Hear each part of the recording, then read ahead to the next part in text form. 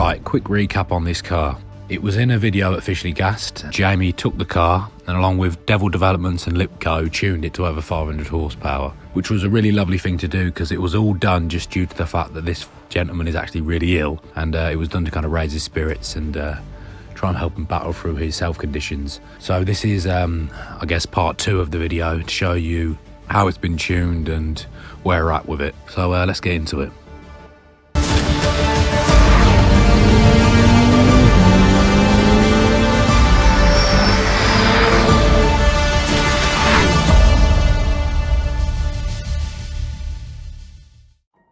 So let's go over a quick history of four-wheel drive Golfs, shall we?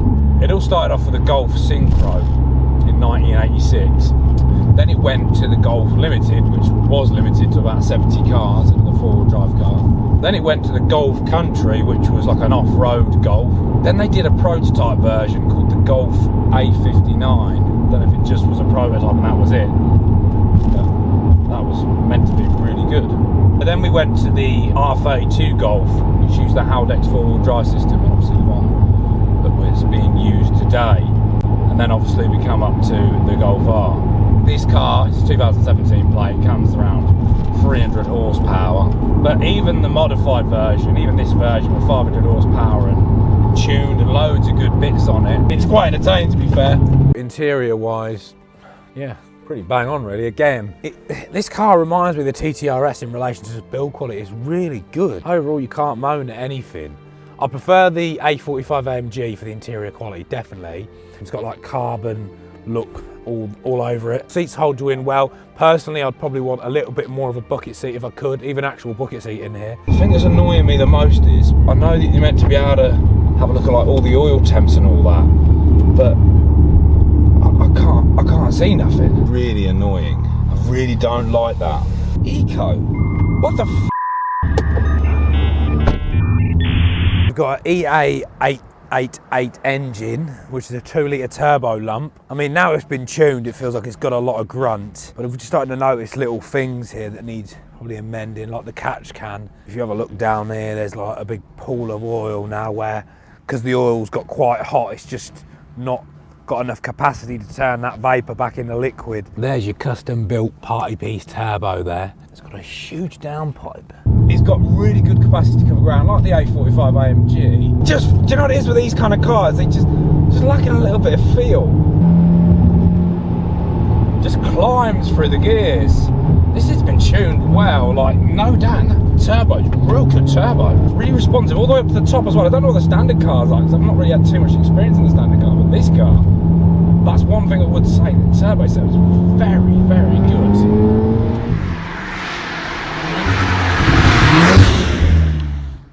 I don't like how it changes up for you.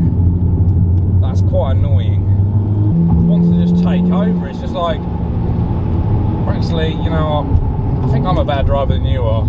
AI is taking over, boys. They've got a Porsche caliper on the front and uprated discs all round, like C-hook discs. I don't know what pads they are, but they seem pretty good at resisting heat. So I'd say they're pretty decent pad as well. So we've got a standard caliper on the rear, we've got Revo alloys all round with the Pilot Sport 4S on there, Michelin, and we've got braided lines which gives the brake feel a little bit more consistency. But the brakes are strong, really confidence inspiring. You can modulate the brake pressure really easily, it's got good clamping force. Yeah, leaning on the brakes. We're giving them an hard time, but they deserve it. You have to really be mindful that as soon as you touch them, it's like, boom, it's like immediate. It's like being in a transit van. A new transit van or a new caddy van. They're like that when they come out of the factory. It's like you just touch them, it's like you get whiplash.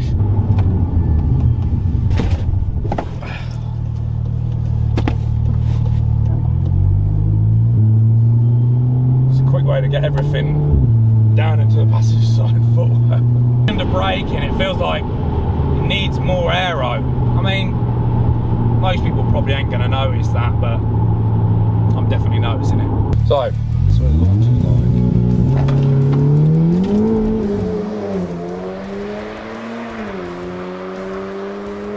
Yep, that launches well.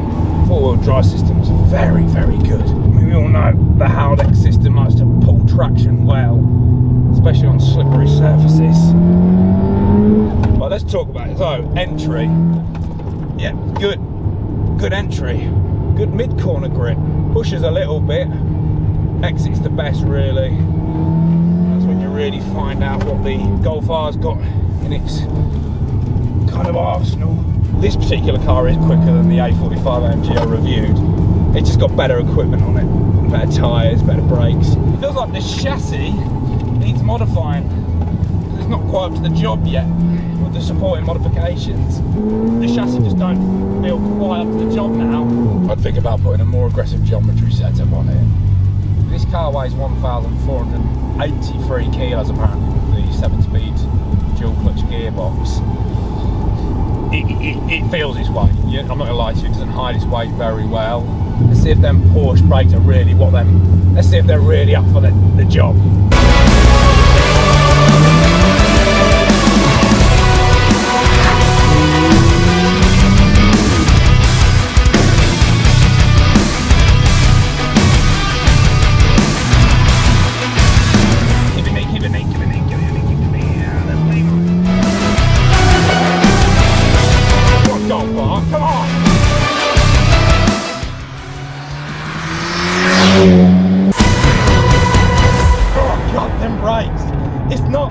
It's not the capacity of the brakes, it's the fact that the chassis can't handle it.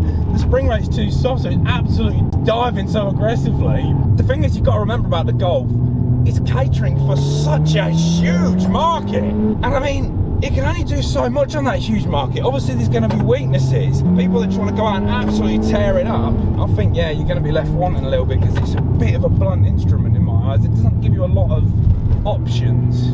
Wait for it to start to push a little and then modulate the understeer. That's the options you have. Is it a bit of me? No. I don't like these kind of cars. I respect them, but they're not a bit of me. It's simple modifications like this, like lowering springs, the Cyvex all-wheel drive controller, a beefed up rear anti-roll bar and an aggressive geometry setup, and this car would be so much better on its limit. It would kind of equal the power as well. And as I said at the start of the video, the owner to this car is actually really ill. In fact, he's got stage 4 cancer. So I hope what's been done to the car makes this gentleman happy and he enjoys it whilst he still can. It's a hard reality to accept that potentially you're going to come to your end way before you should. No more ground to cover, no more fighting. You have to let it in and go out with courage, because maybe, just maybe, there's something beyond this life, more than we can see at this point. I'm not suggesting you should put your faith in religion. I'm saying be open-minded to the potential that there is something more out there than we can comprehend, or greater forces at play. I hope Johnny makes a full recovery and his family has strength and holds each other a little tighter than maybe they did before. We let insignificant things come between us, differences that don't really matter, and we've all made mistakes. If there's anything I've learned since meeting Johnny, it's to be grateful for the things that we still have. Just goes to show how finite life is and how you should make the most of it. And I wish that if anyone can take anything from my story, just live your life, enjoy your life. Anything can happen at any time, no matter how good a position you think you're in.